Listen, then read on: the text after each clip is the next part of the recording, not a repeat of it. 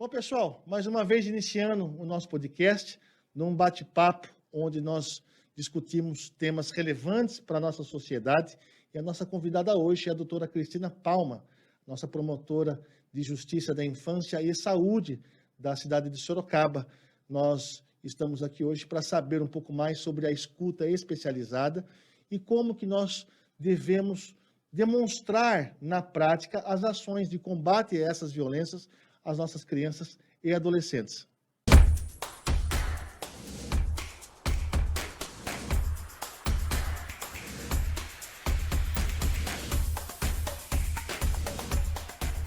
Doutora, seja muito bem-vinda, muito importante a sua participação, para que a gente possa saber um pouquinho mais sobre essa questão de defesa de criança e adolescente, que nesta pandemia, inclusive, muitas pessoas acham que porque os números caíram, a violência diminuiu, e muito pelo contrário. Vamos falar sobre isso também. Doutora, seja muito bem-vinda, e eu gostaria de dizer à senhora que estamos muito felizes em prestar um serviço público para que todos possam entender um pouco mais e saber como que devemos agir com as nossas crianças que sofrem maus tratos, não importa se é mãe, se é pai, se é o vizinho, todos temos que protegê-las. Doutora, o que seria essa escuta especializada que a senhora implantou na nossa cidade? Bom, primeiramente, obrigada, Dini, pelo convite aqui para participar do seu podcast, e agradeço também suas palavras, e com certeza o que a gente faz é aquilo, não só o que a gente tem que fazer, o que a lei determina, mas aquilo que o coração também nos manda, né, fazer. A escuta especializada, ela foi um serviço que ela já tem na nossa legislação, né, há alguns anos, e todavia a gente não havia aqui em Sorocaba nem essa realização desse serviço, e nenhuma articulação para que isso fosse atendido, né? Antes da escuta especializada ser implantada, por exemplo, Dini, a gente não tinha um órgão adequado que as crianças que sofrem violência, seja ela de natureza sexual, física ou até mesmo psicológica, pudesse ser encaminhada. E para você ter uma ideia, a situação era tão grave que nem mesmo um delegado de polícia, um escrivão da polícia, quando acontece um crime sexual, por exemplo, pode ouvir essa criança. A lei, né, não autoriza que seja ouvida essa criança numa delegacia de polícia, por pessoas que não são preparadas para isso, justamente para que a criança não seja revitimizada e seja, não por má intenção do interlocutor, mas por uma inadequação, né, uma inapropriação dessa oitiva, que a criança sofre e seja revitimizada da violência sofrida. Então, nós tínhamos até então muitos casos arquivados, crianças não protegidas, devolvidas aos lares agressores, às mãos dos agressores. E os casos, o mais grave que eu comecei a me deparar desde que eu vim para Sorocaba, é que, às vezes, a rede, quando você estava atendendo um caso, uma criança acolhida, um pai querendo de volta um filho, muitas vezes havia uma desconfiança muito séria da rede de atendimento, de que tinha alguma situação errada. Mas o agressor vinha, por exemplo, com o arquivamento de um inquérito policial, com uma absolvição. A criança, muitas vezes, durante todo esse processo de acolhimento, ela acabava falando, por que não houve depois? Por que a senhora não via? Porque a criança muda a versão. A criança começa a sentir o peso da revelação, a criança começa a se sentir culpada, muitas vezes por ela estar fora do lar, ou muitas vezes por um pai ter sido tirado do seu lar, e essa versão, ao longo do tempo, se perde. Né? Ela se perde, a gente não consegue proteger. E a vítima, ela vira culpada. Isso é muito triste, era muito triste essa realidade que a gente tinha aqui, e não só aqui, que nós temos nessas situações de violências contra a criança. Doutora, só abrindo um parênteses, lembrando que, uma pergunta só, quem são os maiores agressores dessas crianças? Aonde estão esses maiores agressores? E mais, quando a senhora fala que essas informações elas iam se perdendo com o tempo por conta dessa criança vitimizada, sem uma escuta adequada, ela, numa abordagem, ela começa a se sentir culpada e acaba querendo proteger o seu agressor, muitas vezes que é o mais próximo de todos. Isso não tinha essa perda, ela se dava, na maioria dos casos, pela falta de uma especialização em conversar com essa criança? Exatamente, pela falta de ter uma referência na cidade, olha, quem vai fazer essa escuta e quem vai documentar isso. E essa escuta tem que ser uma vez só. E que a lei determina, e isso também, a psicologia, né? A não ser quando a criança queira falar, mas o quanto menos vezes ela for exposta a reviver a situação, melhor.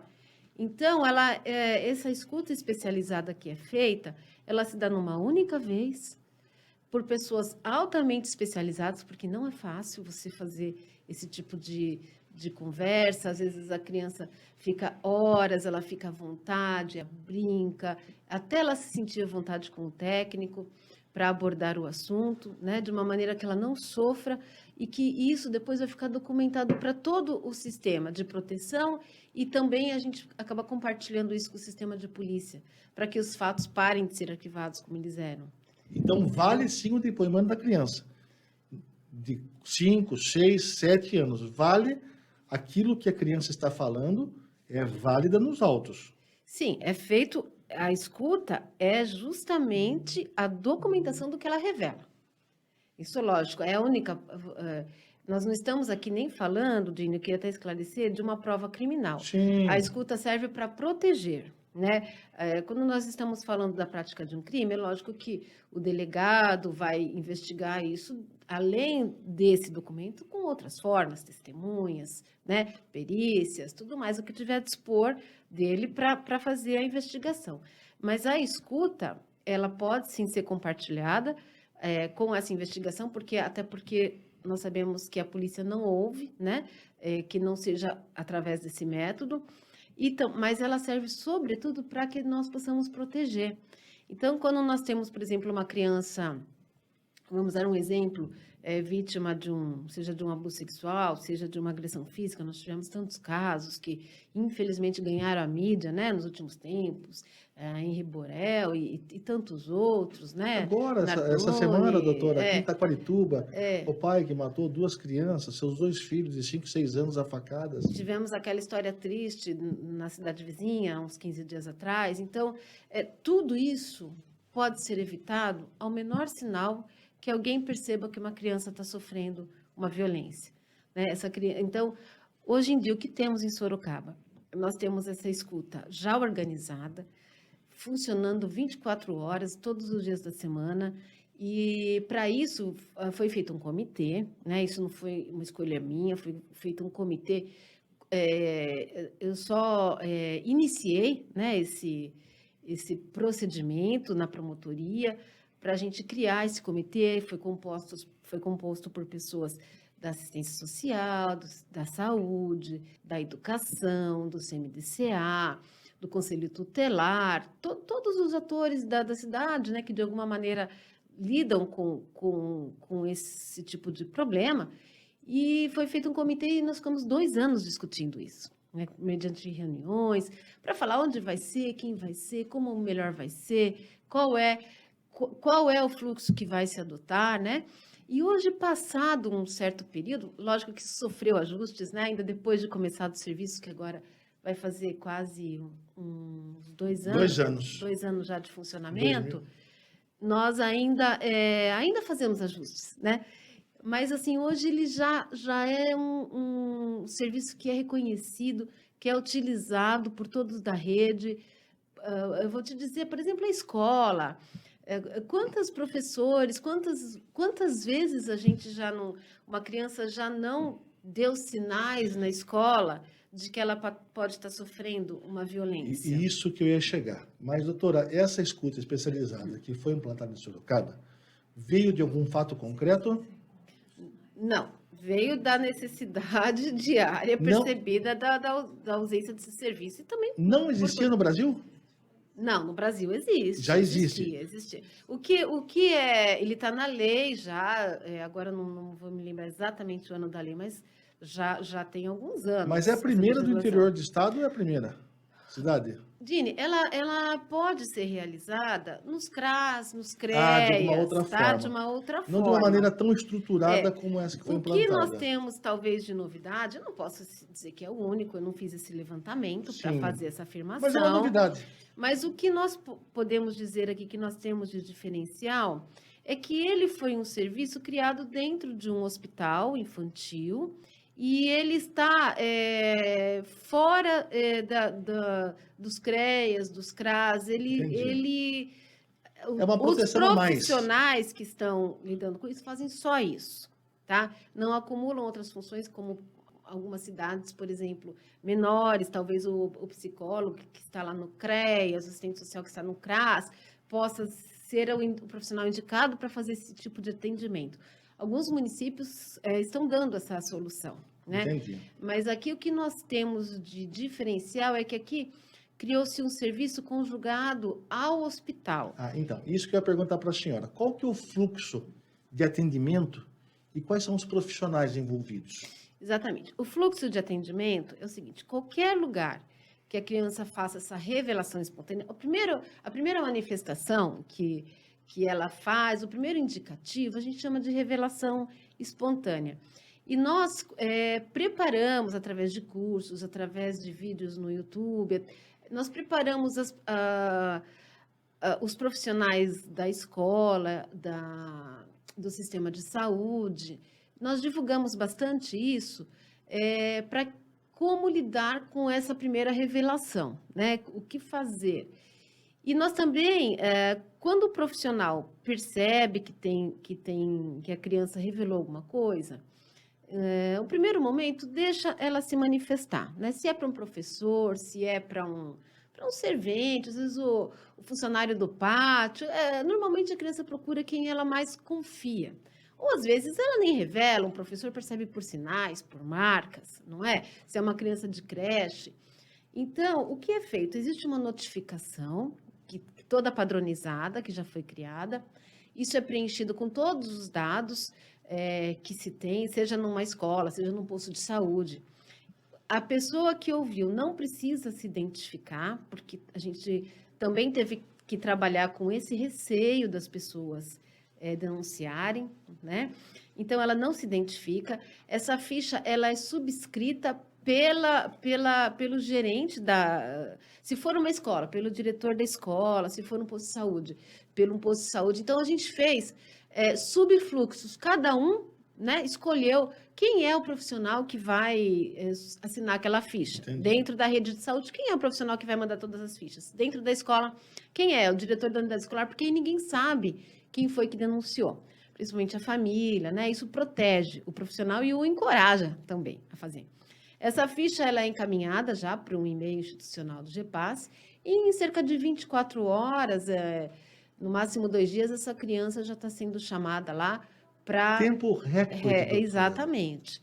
E, sim, é rápido. A gente tem que socorrer isso rápido, né? A gente não pode, se é uma desconfiança de violência, isso tem que ser atendido rapidamente. E nós também criamos um fluxo que, inclusive, é de emergência, né? Nós chamamos de emergência aquilo que é violência ocorrida até 72 horas. Aí, quando é assim, isso já é notificado imediatamente ao Conselho Tutelar, ele é acionado, seja por plantão, seja por outro número, que agora o Conselho Tutelar funciona no número 125, né? 24 horas por dia. Número 125. 125, um tridígito tá passando aqui embaixo já. que foi instalado também, né? De dia e de noite. E aí, quando é emergência, essas violências de 72 horas, que a gente precisa, às vezes, até garantir algum tipo de tratamento, até prova, né? Algum resguardo assim, aí o Conselho Tutelar leva imediatamente essas crianças. Então, é bom a gente saber, doutora. Eu acredito que, pelo que nós já percebemos e nós verificamos, os maiores agressores estão dentro de casa, ou são os pais Primeiro são as mães e depois são os pais, pelo que a gente tirou de informação. A senhora, gostaria que a senhora me corrigisse se eu estivesse errado. A pandemia nos revelou muito isso, né? Tudo aquilo que estava escondidinho durante a pandemia, inclusive caíram os índices, né? Isso que eu Notificados ia de entrar agora. violência, mas não é que elas não estavam ocorrendo, elas não estavam aparecendo. E agora nós tivemos um susto, né?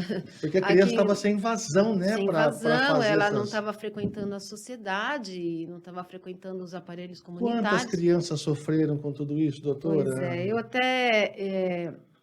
eu infelizmente não trouxe aqui os números, né, de quantas crianças, até por conta da correria ali do momento.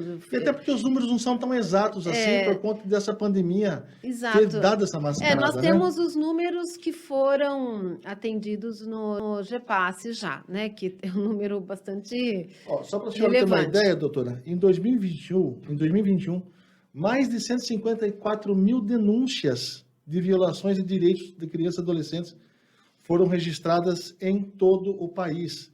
Informações também, que a senhora falou agora, 125, que é o Conselho Tutelar. De Sorocaba, né? De Sorocaba. Mas nós temos o Disque 100 Sim. também, né? Que é um número nacional. Um crime dentro de casa. Embora o maior número de vítimas de mortes violentas esteja na adolescência, é importante também que as mortes violentas acontecem com crianças mais novas, né? De 0 a 5 anos. Doutora, o que leva um pai e uma mãe a fazer isso com o seu filho? Olha, Dini, é uma pergunta realmente difícil de Aquele responder. que mais tinha né? que proteger. Mas nós percebemos pela vivência, isso não está em índices, que as drogas são um responsável bastante importante, né? Pelos maus tratos, pelos descuidos, o alcoolismo, situações, às vezes, dos pais já terem sofrido algum tipo de negligência na vida e se tornarem agressores também. Então, a gente, quando atende essas crianças, nós estamos, inclusive, tentando interromper um ciclo de violência, né? Para as futuras gerações. E são todos transtornos mentais, vivências sofridas, esse tipo de situação. Doutora, e quando a criança chega na escuta especializada, se foi o pai ou a mãe que foram os autores, quem que leva essa criança até essa escuta especializada? E mais, se foi pai e mãe, ou se a mãe consentiu, ou tanto pela ação ou pela omissão, para onde que essa criança é encaminhada? Para onde que é dada essa vazão? Isso que é o bacana desse serviço criado, né? A escuta, ela não só faz a escuta aqui em Sorocaba, ela articula tudo o que precisa, né? Na rede protetiva. Na rede protetiva, tudo. Então, ao longo desses 2 anos, dessas conversas, e agora com o serviço implantado e com o fluxo que foi estabelecido, tudo o que o técnico verifica, né? Que a criança precisa de proteção, ela já sai encaminhada, ela não sai só com a escuta feita. Então, olha, é uma violência cometida contra a mãe e contra o pai, pela mãe e pelo pai. A criança não pode ficar no domicílio, né? Vamos imaginar, imediatamente acionado o Conselho Tutelar, se o Conselho Tutelar não foi quem levou, né? Imediatamente, o Conselho Tutelar já busca, por exemplo, uma agressão feita em casa. Primeira coisa, colocar em local seguro, seja em família extensa, né? Muitas vezes existem outros familiares que podem receber essa guarda esse termo de responsabilidade da criança pelo Conselho Tutelar, depois avó. E se, infelizmente, não tem nenhum familiar que se possa confiar, porque a gente também precisa ver, né, que tem que ser uma pessoa adequada para receber, aí existem os serviços de acolhimento institucional.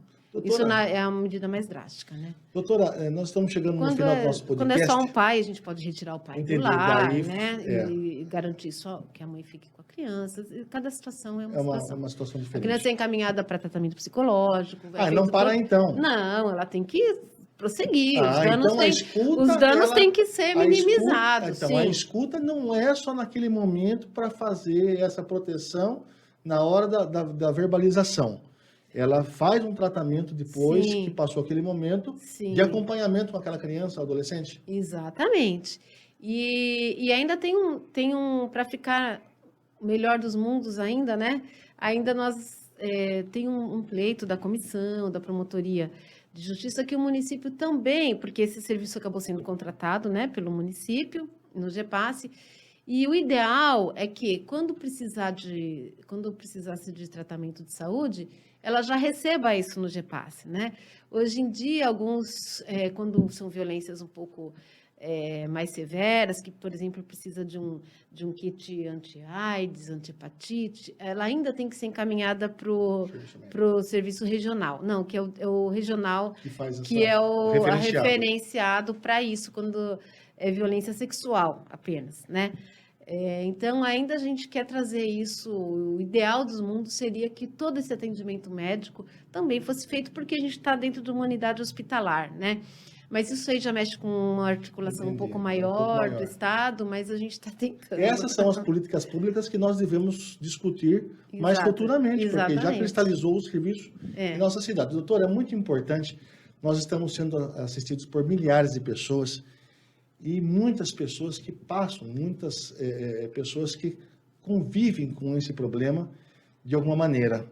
Então, eu queria que a senhora deixasse o seu recado aqui e, mais uma vez, eu dizer da honra que eu tenho aqui em compartilhar esse momento com uma especialização do Ministério Público que realmente focou nessa proteção e a gente descobriu um pouco mais.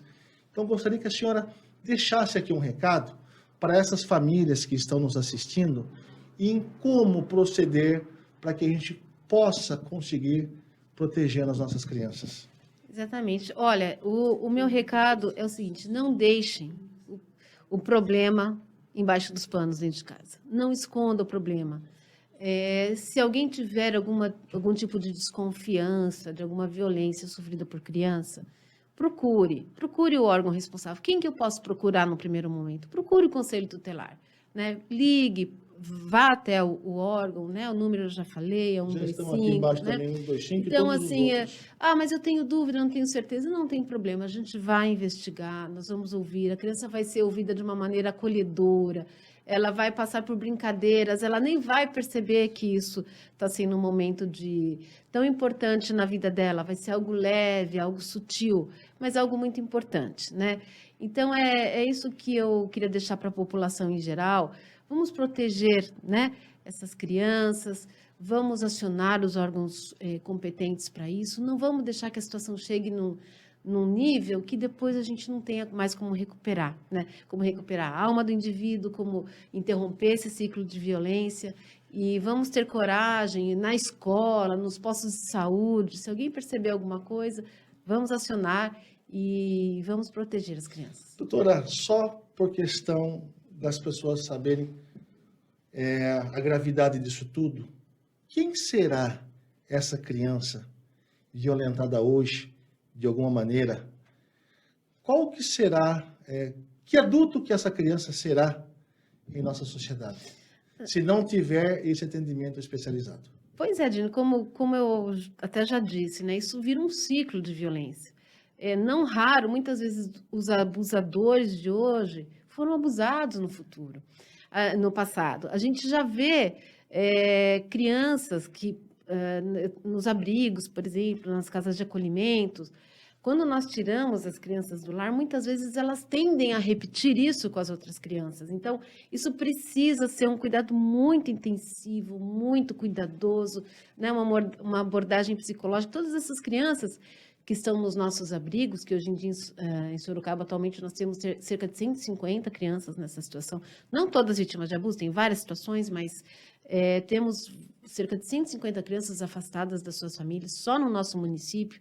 E todas elas revelam algum tipo de sofrimento psicológico. Então, isso é muito importante que não se chegue nesse momento nem de afastamento familiar e nem de que ela se torne um futuro adulto agressor, né? A gente tem que socorrer enquanto é tempo. Também não estou querendo dizer que nós vamos acolher todas essas crianças, isso é a última medida que se toma, né? Até porque ela é vítima, ela não tem que ela mesma pagar pelo que ela sofreu. A gente primeiro tenta tirar o agressor do lar, afastar ela dessa situação, colocar com um parente. Nós procuramos todos os meios para evitar, né, esse acolhimento, até porque o número de crianças em sofrimento é muito maior que isso. Mas a gente tem que ter um olhar específico, investir bastante nos profissionais da psicologia dentro do município, nos nossos CAPs, né, que sofreram e ainda sofrem com falta de profissionais, porque de nada adianta a gente ter todo esse serviço se a gente não tem a continuidade depois na rede do atendimento, né? Uma mão de obra qualificada, né? Exatamente. Doutora, muito obrigado. É sempre um prazer discutir esse tema com você. E tenho certeza que as nossas crianças, os nossos adolescentes, eles, se depender do Ministério Público, da Prefeitura e de todos aqueles que fazem esse engajamento, elas estão protegidas. Mas, na verdade, o que nós queríamos é que esse tipo de assunto ele fosse cada vez menos discutido por conta de cada vez menos casos que ocorressem em nossa cidade, em nossa sociedade. Mas, infelizmente, não é essa a realidade. É por isso que nós vamos continuar mostrando a todos vocês que nos acompanham como é bom a gente saber que nós temos profissionais preparados, profissionais engajados nessa rede protetiva das nossas crianças e adolescentes.